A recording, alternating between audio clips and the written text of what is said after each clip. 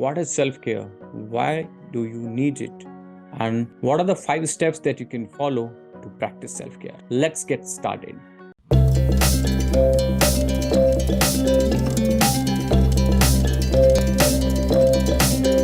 Hi friends, my name is Lalit Kumar Hundlani. I'm a life and career coach, international best-selling author, and a corporate trainer. And in this video, I'm going to share with you my views on what is self-care, why it is important for you to practice it as an individual, and the essential ways in which you can practice it in your life by just following 5 simple steps. To begin with, let's understand what is self-care. Self-care is taking care of you mentally, physically, and emotionally.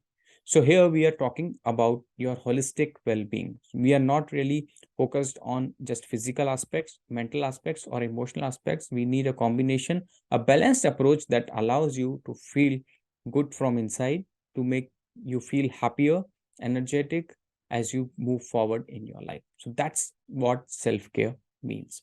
Now you may ask, why do you need it? I am doing pretty well in my life, and this is meant for the people who are going through some tough challenges. Yes, you are right. So self-care is a must for people who have been through some challenging times in their life or who are currently facing some tough times in their life. However, that is more of a reactionary mode, a reactive approach where you take self-care more as a treatment, as a medicine to get back to your usual self because you have been burnt and bruised by certain tough times in your life. So that's one way of looking at it. It is a must in this scenario. Now, if I talk about you, somebody who is doing pretty well in your life, you are doing good in your job, career, business, and personally also you are feeling good, why you must practice self-care? For you, it might work as a precautionary measure, or if I may call it, you may practice it more proactively. Now, what do I mean by proactively? See, when you are going through the journey or called life and things are going well, that is the best time for you to progress faster. When wind is blowing your way, that's the best time for you to take the advantage of wind and cover more distance. Now, to do that, I'm sure you would agree you need more energy. You would require something that keeps you motivated day in and day out. That's where self-care helps you. So it gives you the required energy, it gives you additional enthusiasm, zeal, motivation to face tougher challenges as you are going to change the gears and move forward with fast speed. So that's why self-care is important for you, even though you may not be facing any challenges. So that's the big why. Now let's understand how you can really practice it. So what I'm going to share with you are the 5 steps. These are my thoughts on how you can practice self-care, and I'm sure you would be able to resonate with them. So step 1 that you can follow is first identify your needs.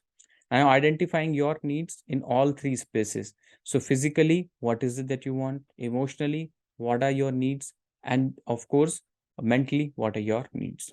So once you identify your needs, what is it that you want to achieve in these areas? What is it that you are looking forward to? That gives you a clear understanding of why you should be practicing it.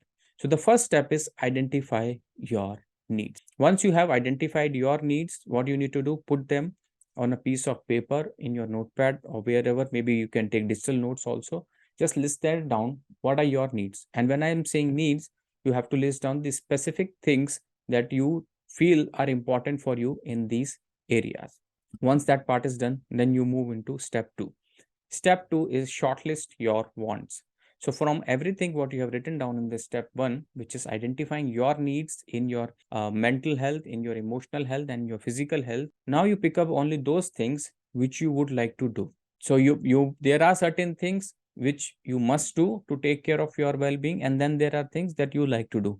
So what I'm saying, once you have dumbed down everything, you pick up only those things which you want to do. It may not be must, or it may be must. And if it is a combination of two, that's the ideal scenario. So pick up those things that you want to do. For example, your physical well-being, you may like to play some sport. It could be cricket, football, tennis.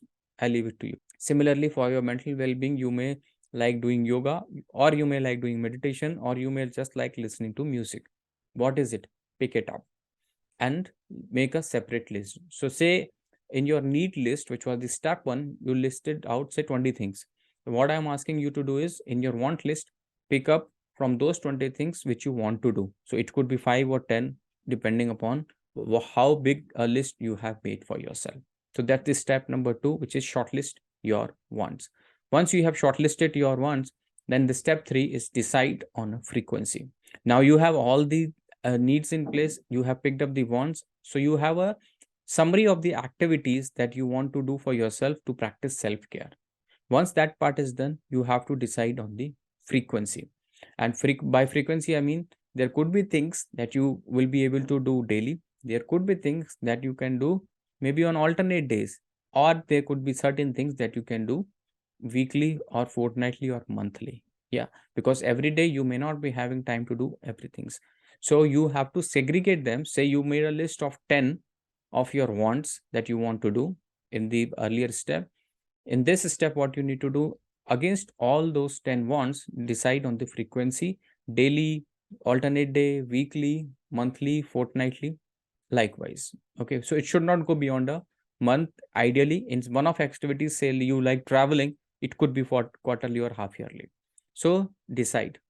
Now, if once that step is completed, you have written down, then move to next step, which is calendarize them. Many a time we calendarize all the important task activities for ourselves that we must do for our work, profession, career, but we tend to ignore these things that are so important for us. It's said in a aeroplane also, before helping others, you need to help yourself.